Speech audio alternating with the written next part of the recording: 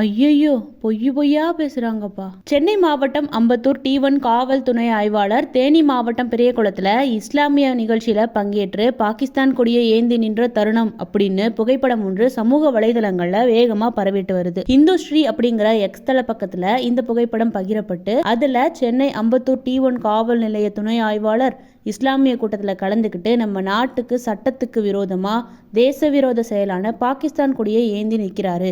இவர் மீது ஏன் இன்னும் காவல்துறை உயர் அதிகாரிகள் நடவடிக்கை எடுக்கல? பாஜக மாநில தலைவர் அண்ணாமலையை சந்தித்தருக்கே ஒரு காவல்துறையினரை வேலையை விட்டு நீக்கியிருக்காங்க. இந்த சம்பவத்திற்கு என்ன செய்ய போறாங்க அப்படின்னு விமர்சித்து ஒரு செய்தி பரப்பப்பட்டு வந்தது. இந்த நிலையில இது குறித்த உண்மைத்தன்மையை ஆராய்ந்து பார்க்கும்போது அது பாகிஸ்தான் கொடி இல்லைங்கிறதும் தர்காவோட கொடிங்கிறதும் தெரிய வந்தது. அதாவது சென்னை அம்பத்தூர்ல அமைந்துள்ள காதிரியா மெய்ஞான திருச்சபை அறக்கட்டளை சார்பில் நாகூர் ஆண்டவர் கொடியேற்று விழா மற்றும் ஊர்வலம் டிசம்பர் 18ஆம் தேதி நடைபெற்றிருக்கு. அங்கு எடுக்கப்பட்ட புகைப்படம் தான் இதுன்னு தெரிய வந்தது.